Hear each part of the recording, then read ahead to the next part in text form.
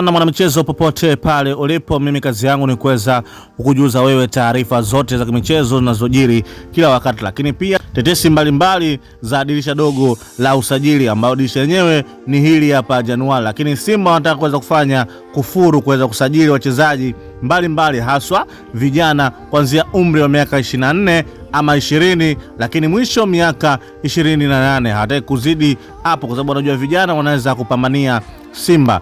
Leo taarifa ambayo nimeweza kuipata hivi punde inasema kwamba klabu ya Simba bado kutangaza tu rasmi beki wa kushoto Hadim Diwas, ambaye amesaini mkataba wa miaka 2 kuitumikia klabu ya Simba.